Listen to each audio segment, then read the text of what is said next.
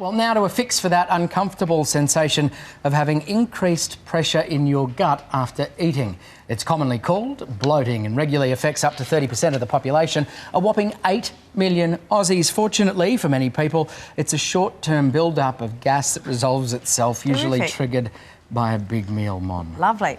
But for some, it's a chronic problem that can have severe results, impacting on quality of life. Well, Weekend Sunrise nutritionist Sarah Lorenzo joins us now. Hi, Sarah. Good morning. So what's the cause? Why do we bloat? There are so many different causes of bloating. So simple terms, eating too fast, swallowing air, chewing gum, poor diet. More medical terms can be things like IBS, gluten sensitivity, celiac disease, lactose intolerance, stress, medications, but also what we call FODMAPs.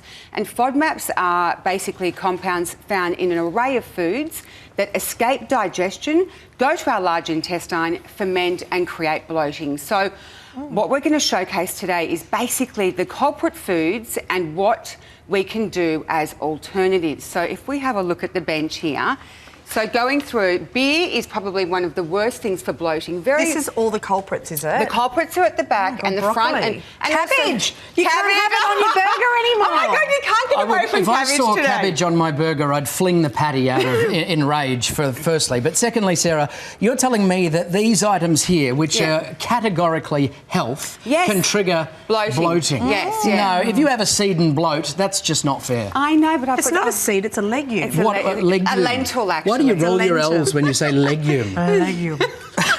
Is that a purple? That is a Brussels sprout. Anyway, that's not what we're here to discuss. Beer, apples. Okay. So basically, looking at beer belly is a very real thing because it's got the gluten, carbonated beverage. Just have something like gin instead. So apples. Yes, I'm giving you solutions. So apples have got the FODMAPs in them, which create bloating. Well, we still want to have a nutrient-dense diet. So have something like banana and strawberries instead. The lentils and the beans, same kind of thing. They just have the fibre that just doesn't break down. Well, beans you can soak overnight, but you can change and have quinoa instead, which is my better option. And legumes, the darker the lentils, the darker the lentil, the more the bloat, the higher the bloating. Cruciferous vegetables. So have a lighter lentil. Yes. So you're not saying don't have broccoli and cabbage. It's just if you're suffering from bloating, avoid 100%. Them and have these instead. Yeah, correct. And so so a great alternative for that is something like spinach, as silver beet, potato, zucchini, as well avoiding soft drinks. Definitely, it's a carbonated beverage. Water instead. Artificial sweeteners, never a place for them in anyone's diet as far as I'm concerned, and they bloat. Switch to honey. As for onion and garlic, it can really upset so many people. So I always just say to people, why don't you just get into the wonderful world of herbs and spices and substitute that? Like, it's a wonderful world. It is a wonderful world. Step into my wonderful world. You're herbs and spices. Like Alice in Wonderland with Sarah. Yeah, and also just things like barley replaced with brown rice. The gluten you'll get in wheat. Look at something like rice-made pasta or the coconut flour, almond flour, dairy, lactose intolerance.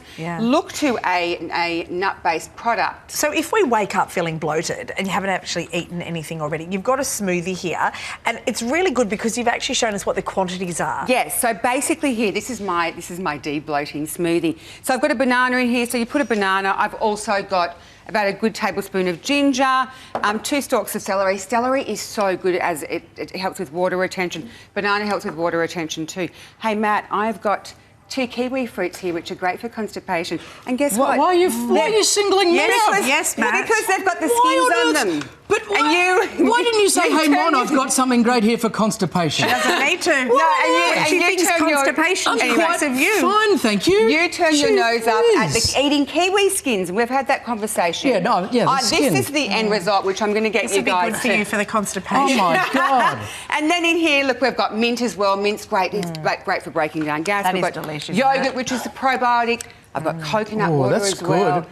Yes. The gingers are quite a nice punch. I think that's delicious. I think the gingers are great additive. You do think that, don't you? And it's delicious. But imagine starting your day with that and then having a flat tummy and no bloating for the rest of the day. I simply can't imagine that, but I can imagine other people imagining that. Thanks, guys. Thank you. Thank you so much. Thank you. Thanks, Sarah.